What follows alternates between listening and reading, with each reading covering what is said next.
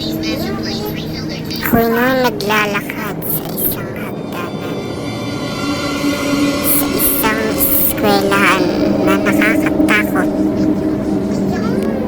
Habang ako'y naglalakad, ako'y nakaramdam ng mabigat na pakiramdam. Nung ako'y pumasok ng ako sa pintuan, nakaramdaman ko siya na malapit lang siya sa akin at katabi ko lang. Habang ako'y nakaupo,